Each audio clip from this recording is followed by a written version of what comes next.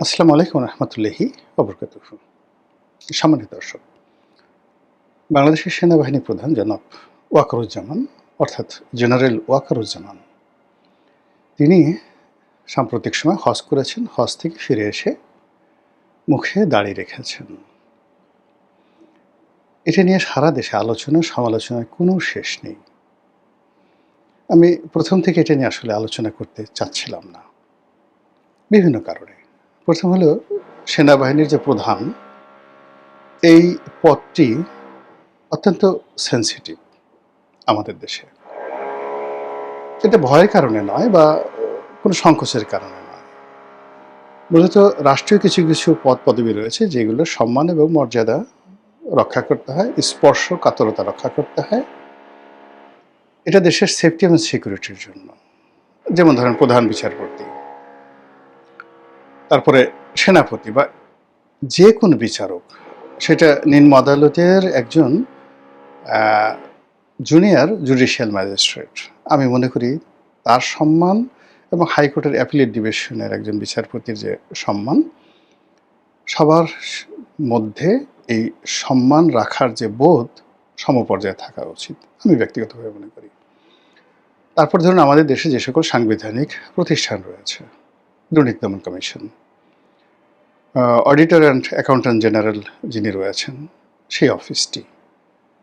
তারপর ধরুন যে সকল স্বায়ত্তশাসিত প্রতিষ্ঠান রয়েছে, বিশেষ করে বিশ্ববিদ্যালয়গুলো, ঢাকা বিশ্ববিদ্যালয়, জাহাঙ্গীরনগর বিশ্ববিদ্যালয়, বিশ্ববিদ্যালয়ের যারা ভাইস চ্যান্সেলর রয়েছেন, অধ্যাপক রয়েছেন, তাদের প্রতি জাতির একটা মান সম্মানবোধ থাকা উচিত। আমি নিজে এই জিনিসগুলো মেনটেন করি এবং প্রাণান্ত চেষ্টা করি এই সকল বিষয় নিয়ে, অর্থাৎ এই ধরনের ব্যক্তিদেরকে নিয়ে কোনো সমালোচনা না করার জন্য। আমি জানি যে এরা আওয়ামী লীগ করে অনেকে, এরা বিএনপি করে অনেকে, এরা অনেকে ঘুষ খায়, এরা অনেকে দুর্নীতি করে, এদের অনেকের আরও অনেক আজেবাজে অভ্যাস আছে।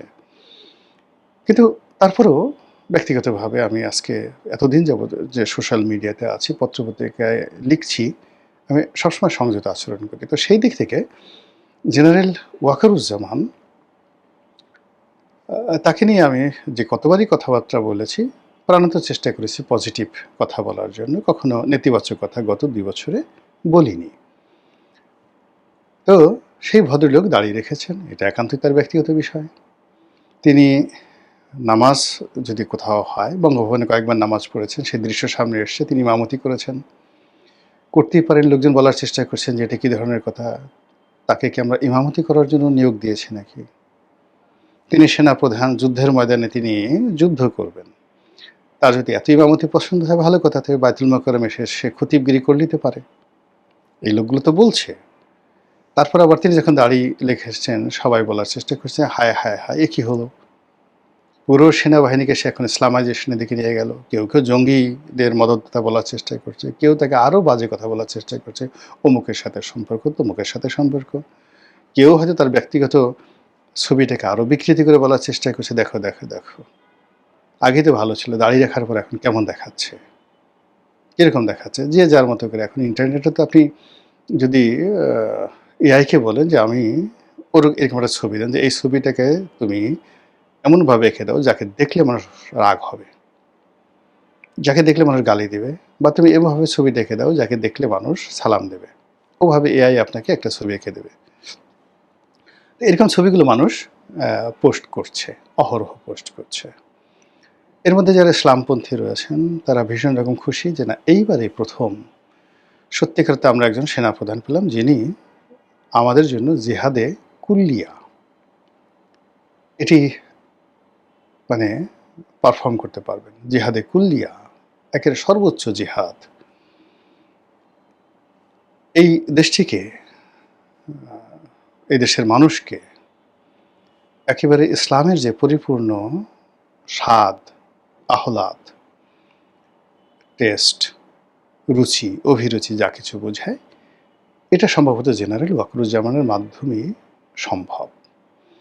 এদেশে তাদের যে একটা দীর্ঘদিন ইসলামী বিপ্লব, বা তারা যেভাবে স্বপ্ন দেখে, যারা হুজুর আছেন, বিশেষ করে দেলোয়ার হোসেন সাঈদী, মানে আমাদের দেশে ইসলামী যারা বক্তা রয়েছেন তাদের সবার মেন্টর। মানে ওনার সুর, তাল, লয়, ওনার যুক্তিকে কপি করেনি এরকম কোনো বক্তা বাংলাদেশে এখন পর্যন্ত আমি দেখিনি। মানে বাংলা সাহিত্যে এখনো পর্যন্ত যেভাবে রবীন্দ্রনাথের প্রভাব কোনো লেখক কবি কয়েকজন চেষ্টা করেছেন, বুদ্ধদেব বসু চেষ্টা করেছেন, সুকান্ত চেষ্টা করেছেন, তারপর যাকে বলা হয় আরও অনেকে, যেমন ধরুন সুনীল গঙ্গোপাধ্যায় চেষ্টা করেছেন, মাইকেল, মানে রবীন্দ্র যুগে যারা আছেন, কিন্তু তারপরেও ঘুরে ফিরে তারা রবীন্দ্রনাথের কথা বলেছেন, খুব লড়াই করেছেন যে না, আমরা ভুলেও রবীন্দ্রনাথের একটা ট্রু শব্দ উচ্চারণ করব না, কিন্তু নিজের অজান্তে তারা রবীন্দ্রনাথকে মানে অনুকরণ না করে পারেননি।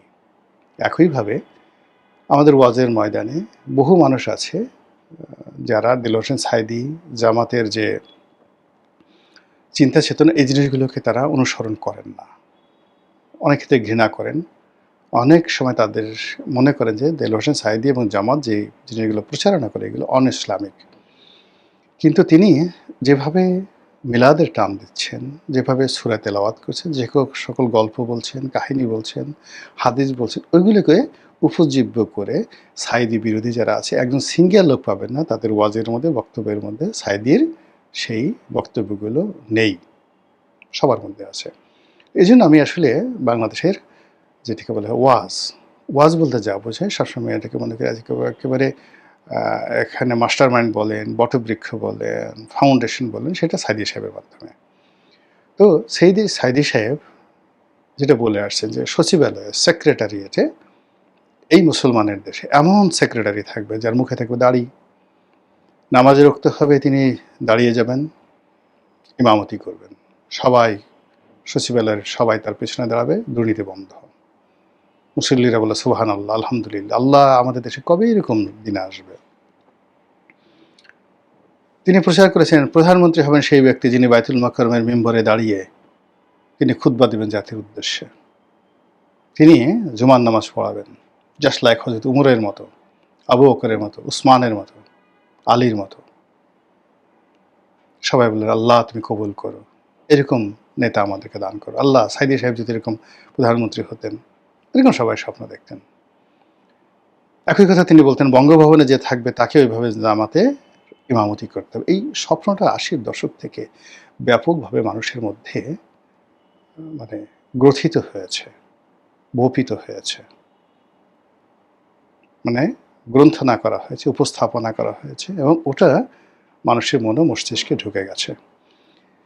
ফলে কি হলো, আমরা যখন কোনো মন্ত্রী, মিনিস্টার, কোনো সরকারি কর্মকর্তা, আমলা কারোর মধ্যেই ধর্ম কর্ম দেখি, মুহূর্তের মধ্যে আমরা তাকে খলিফা উমরের পর্যায়ে নিয়ে যাই, এবং সে যে তলে তলে ঘুষ খায়, দুর্নীতি করে, নারী কেলেঙ্কারি আছে, এই জিনিসগুলো আমরা ভাবতেই চাই না, আমরা ওর মধ্যেই সব কিছু দেখি। এইভাবে কিন্তু এই ৮০-র দশক, ৯০-র দশক পুরো সময়টা আসছে, এবং আমরা এই স্বপ্নকে লালন পালন করে আসছি। এবং সেই স্বপ্নের মধ্যে অল অন এ সাডেন যখন আমরা ইউনূস জামানাতে দেখলাম যে আমাদের দেশে একজন ক্যাবিনেট সেক্রেটারি আব্দুর রশিদ তার মুখে দাঁড়িয়ে আছে, শেখ হাসিনার জামানাতে একজন ক্যাবিনেট সচিব তার মুখে দাঁড়িয়ে আছে, সুবহানাল্লাহ, এ তো অনেক ভালো কথা। আবার যখন আমরা এই প্রথম আমাদের অনেক প্রধান বিচারপতি তারা পরিণত বয়সে দাড়ি রাখেন, তো ওটা নিয়ে আসলে কখনো আলোচনা হয়নি। বহু দাড়িওয়ালা প্রধান বিচারপতি ছিলেন, এবং কিছু কতিপয় প্রধান বিচারপতি ছিলেন যাদের দাড়ি এত সুন্দরভাবে মানিয়েছে, বিশেষ করে বিচারপতি মোস্তফা কামাল, আব্বাসউদ্দিন সাহেবের ছেলে। ও মাই গড, মানে যেমনি শিক্ষা তেমনি দীক্ষা, তেমনি কথা, তেমনি চেহারা, সুরত, এবং তার সঙ্গে দাড়ি, এরকম অনন্য ব্যক্তিত্ব সম্পন্ন প্রধান বিচারপতি আমি দেখিনি। বিচারপতি রব ছিলেন, আব্দুর রব ছিল, জাস্টিস রব ছিলেন, অসাধারণ লেখাপড়া জানতেন। তো বিচারাঙ্গনে অনেকে দাঁড়িয়ে রেখেছেন। আবার এই যে এখন যে প্রধান বিচারপতি আছেন ওনার মুখে দাঁড়িয়ে আছে, কিন্তু তার বাবা জাস্টিস আব্দুর রহমান, তার মুখে দাঁড়িয়ে ছিল না।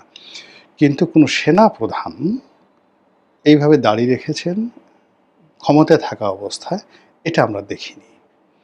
আবার ক্ষমতা থেকে যাওয়ার পর মৃত্যুর আগে দাঁড়িয়ে রেখেছেন ওইরকম খুব কম ছবি মুখে আসে যে সাবেক সেনাপ্রধানরা দাঁড়িয়ে রেখেছে। তো সেই ক্ষেত্রে জেনারেল ওয়াকারুজ্জামান যখন দাঁড়িয়ে রেখেছেন, এটা বাংলাদেশে ভীষণ রকম মানে যারা ইতিবাচক চিন্তা করেন দাড়ি নিয়ে, ইসলাম নিয়ে, ইমতিহান নিয়ে, তাদের কাছে তিনি এখন রীতিমতো পীরে কামেল।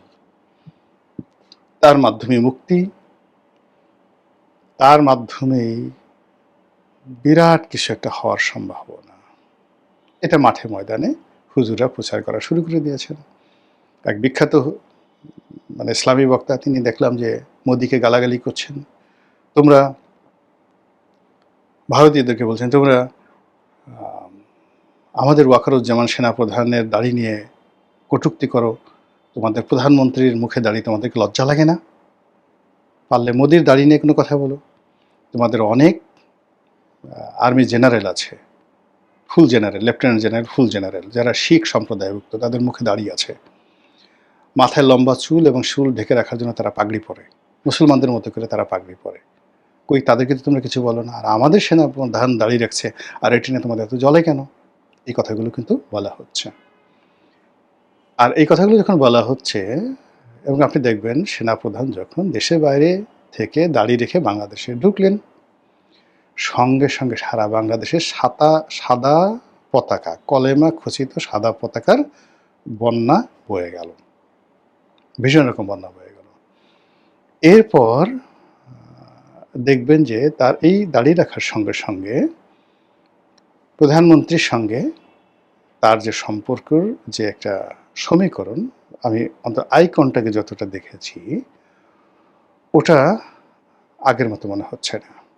মনে হচ্ছে সরকারের পক্ষ থেকে তাকে একটা ট্যাগ দেওয়ার চেষ্টা করা হচ্ছে, তাকে সন্দেহের দৃষ্টিতে দেখা হচ্ছে। অন্যদিকে ভারতীয় মিডিয়া থেকে শুরু করে পশ্চিমা মিডিয়াগুলো, তারা প্রকাশ্যে অপ্রকাশ্যে, বিশেষ করে বেশ কিছু ইউটিউবাররা নানা রকম কথাবার্তা বলার চেষ্টা করছেন, কিন্তু ওয়াকারুজ্জামান বা সেনাপ্রধানের পক্ষ থেকে আসলে কোনো রকম প্রতিক্রিয়া দেখানো হচ্ছে না। এরই মধ্যে পুলিশ আবার নতুন করে জঙ্গি ধরার যে অ্যাকশন, এটা শুরু করেছে। আর এটা তখনই শুরু করা হলো যখন একদিন পরে, যার একদিন আগে 4 তারিখে, জুলাই মাসের 4 তারিখে খুব মহা ধুমধাম করে আমাদের জাতীয় সংসদের দক্ষিণ প্লাজাতে আমেরিকার জাতীয় দিবস পালিত হলো। সেখানে আমেরিকান বাহিনী লেফট রাইট করলো, তাদের অর্কেস্ট্রা দল, সেনাবাহিনী, মার্কিন সেনাবাহিনী অর্কেস্ট্রা দল সেখানে জাতীয় সঙ্গীত বাজালো। অনেকটা ছোট আকারে হলো গার্ড অব অনার দেওয়ার চেষ্টা করা হলো। ব্রেন্ট ক্রিস্টেনসেন তিনি সেই গার্ড অব অনার গ্রহণ করলেন। আমন্ত্রিত অতিথিরা সেই আমেরিকার বন্ধুত্ব, আমেরিকার শ্রেষ্ঠত্ব এবং আমেরিকার প্রয়োজনীয়তা নিয়ে বিশাল বিশাল বয়ান তৈরি করলেন। আর তার ঠিক 2 দিন পরে কি হলো, সঙ্গে সঙ্গে এই কি একটা নতুন সংগঠনের, তারা ওই কুম্ভ কেরাত শিখছিল, তাদেরকে গ্রেপ্তার করা হলো 15-16 জনকে, এবং এটা খুব একদম লাইমলাইটে চলে আসলো। তাহলে বোঝার চেষ্টা করুন যে পরিস্থিতি কোথায় চলে গেছে, এবং এইগুলো নিয়ে আলোচনা না করলে অনেকগুলো বিষয় অপূর্ণ থেকে যায়। মহান আল্লাহ আমাদের সবাইকে হেদায়েত দান করুন এবং হেফাজত করুন। আসসালামু আলাইকুম ওয়া রাহমাতুল্লাহি ওয়া বারাকাতুহু।